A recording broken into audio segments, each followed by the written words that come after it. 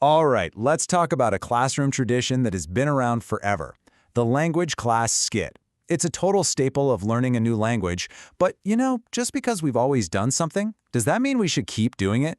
It's time to take a closer look. Come on, think back for a second.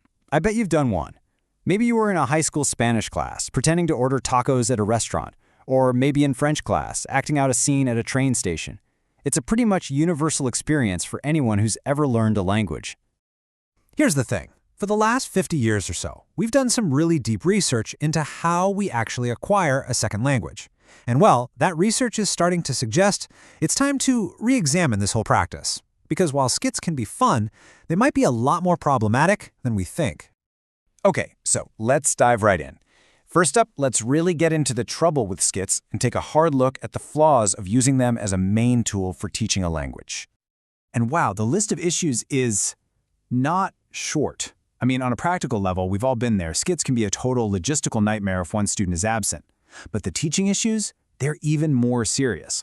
We're talking everything from hurting a student's confidence to actively getting in the way of developing real communication skills. So here's the first huge problem. When students have to rely on a script, they can start to believe that they can only speak the language when they have lines to read.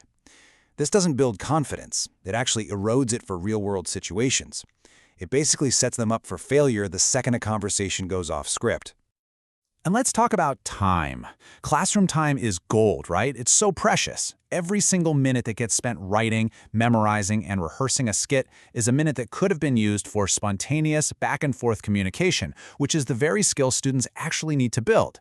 We just can't afford to let these low-impact activities steal time from what really matters. I mean, think about your own conversations today. What percentage of them were scripted? Probably zero. The vast majority, like 99% of our communication, is spontaneous and interpersonal. Skits, on the other hand, focus on what we call presentational speaking, which is a skill most students will almost never use in their new language. And that brings us right to the heart of the issue, this core conflict between a script and real, spontaneous speech. Let's really break down the huge difference between what a skit teaches and what students actually truly need. This chart just lays it all out so clearly. Look at the column for skits. Low authenticity, very low real-world use, and the main skill is just memorization. Then look at real conversation. It's the exact opposite. It's unpredictable, it's super useful, and it requires the much, much harder skill of coming up with language in real time. And this right here is the fatal flaw. It doesn't matter how perfectly a student memorizes their lines, because a native speaker out in the real world has no idea what the script is. The second they say something unexpected, the student is totally lost. Why? Because they've been trained to follow a script, not to react and adapt on the fly. This just brilliantly illustrates the point. Mark Twain, in his classic way, just perfectly captures that feeling of frustration when your carefully rehearsed phrases completely fall flat in the real world. It just highlights that huge gap between performing in a classroom and actually communicating. Okay, so if skits are the problem, what's the solution? We can't just leave it there.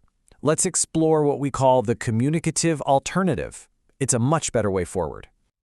This is the key question, isn't it? If we decide to retire the classroom skit, what do we replace it with? Well, the answer is all about shifting our focus away from performance and toward genuine communication.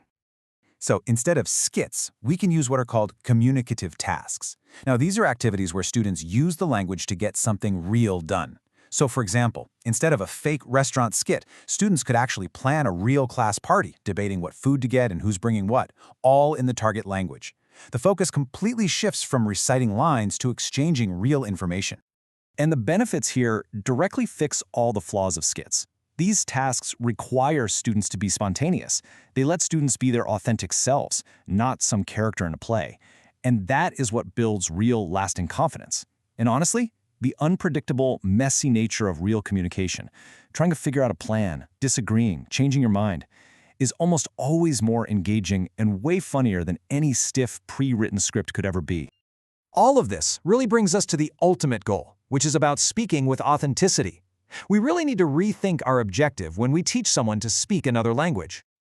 So, here's the crucial point. We should be aiming for proficient, authentic communication, not some flawless theatrical performance. It's about being able to express your own ideas, not just reciting someone else's.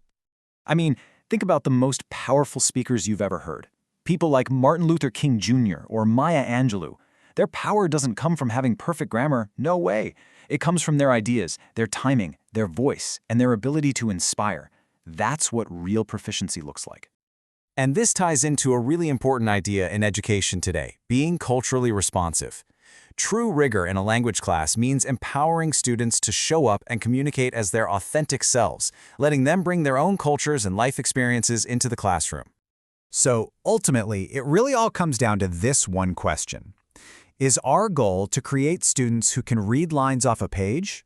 Or is it to develop confident speakers who can navigate the beautiful, messy, and totally unpredictable world of real human conversation? To me, the answer seems pretty clear.